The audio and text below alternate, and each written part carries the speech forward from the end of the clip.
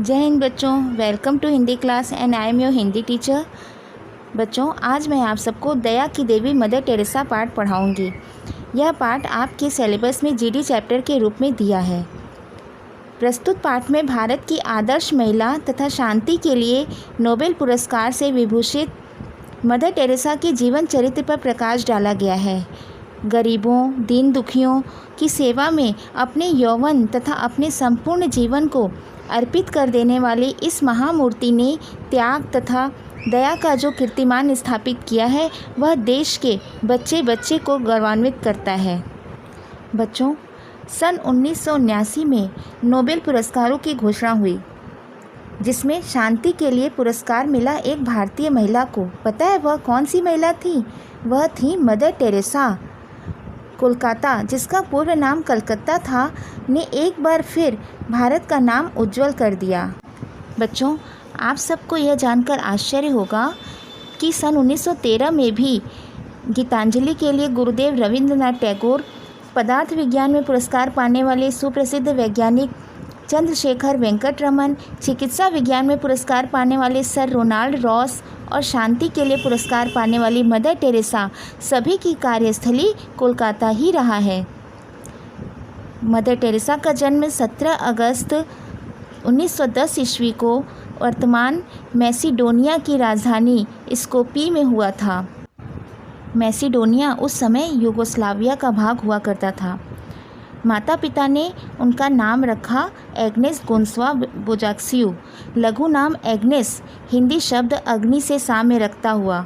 बच्चों, उनके हृदय में विश्व भर के दीन दुखियों के लिए एक प्रेमाग्नि प्रज्वलित थी। उन्होंने यौवन के उषा काल में ही मिशनरी बनाने का स्वप्न संजोया था। 18 वर्ष की अवस्था में जब लड़कियां परीलोक में आने वाले राजकुमार के सुनहले स्वप्न देखती हैं, एग्नेस ने धार्मिक जीवन अपना लिया और नया नाम धारण किया, टेरेसा। नन बनने के बाद वे कोलकाता के सेंट मार्गेंट स्कूल में भूगोल की अध्यापिका हो गईं। 20 वर्ष तक जीवन एक ही ढर्रे पर चलता रहा। अध्यापिका से उसी स्कूल की प्रधानाध्यापिका हो गई। बच्चों, एक दिन अचानक उन्हें लगा कि जीवन व्यर्थ बीता जा रहा है, केवल शिक्षिका बनकर जीवन व्यतीत कर देना व्यर्थ है। उनके अंतर्मन से आवाज़ आई कि उनका कार्य तो समाज के निर्धन एवं नितांत उपेक्षित व्यक्ति की सेवा करना है। धन पास नहीं था, किंतु प्रभु यीशु का आशीर्वाद एवं सत्संकल्प साथ थे। तब से लेकर 5 सितंबर 1997 ईस्वी को उनका देहावसान तक उनकी यात्रा अनवरत चलती रही। यद्यपि कठिन परिश्रम एवं समय के थपेड़ों ने उनकी कमर झुका दी, उनके चेहरे पर रेखाएं गहरा गईं, किंतु आश्वस्त कर देने वाली वह मुस्कान ज्यों की त्यों हमेशा बनी रही। बच्चों, मदर टेरेसा 1948 में भारतीय नागरिक बनी। सन 1952 में उन्होंने निर्मल हृदय संस्था को जन्म दिया। बच्चों, यह संस्था मरते हुए बेसहारा फुटपाथियों को सहारा देती है। आज 80 से भी अधिक देशों में निर्मल हृदय संस्थाएं कार्यरत हैं, जिनमें 2000 के लगभग भाई बहन सेवा कर रहे हैं। पोप की इस नगरी में, रोम में भी उनका सेवा कार्य चलता रहता है। निर्मल हृदय कोई धार्मिक संस्थान नहीं है। यहाँ मरने वाले हिंदुओं को अंतिम सांसें लेते समय गंगा जल मिलता है, मुसलमानों को कुरान की आयतें सुनाई जाती हैं, ईसाइयों को होली बाइबिल के उपदेश सुनाए जाते हैं और धर्मावलंबियों का उनके संप्रदाय के अनुसार अंतिम संस्कार होता है। संसार में सर्वत्र दुख और दारिद्र्य बढ़ता जा रहा है। आखिर इतना दुख क्यों है इस विश्व में? मदर टेरेसा कहती हैं, पृथ्वी पाप और स्वार्थ से भर गई है, तभी तो इतना दुख और दारिद्र्य है।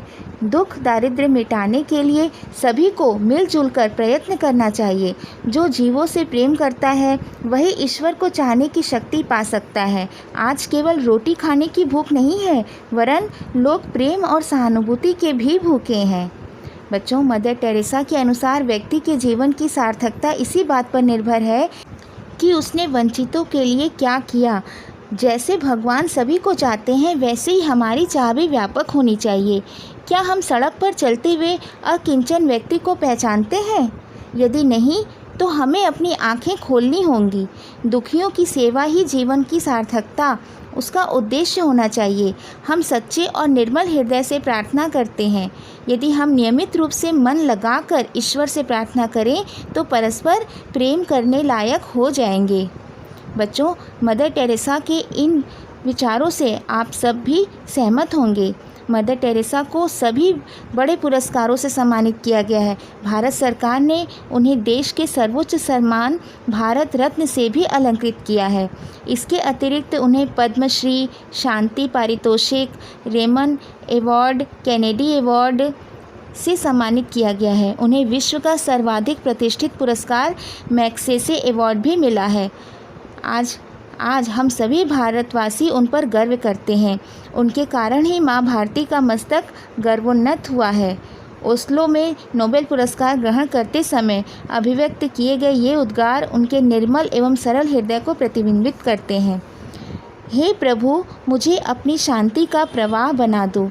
जहाँ घृणा है वहाँ मैं प्यार ला सकूं, जहाँ संघर्ष है वहाँ मैं सामंजस्य ला सकूं, जहाँ पाखंड है वहाँ मैं सत्य फैला सकूं, जहाँ निराशा है वहाँ मैं आशा दीप जला सकूं। बच्चों, मदर टेरेसा के इन्हीं उच्च विचारों से हम सब भी बहुत प्रभावित हुए और उनके आदर्शों को भी हम अपने जीवन में उतारने का प्रयास करेंगे। धन्यवाद बच्चों।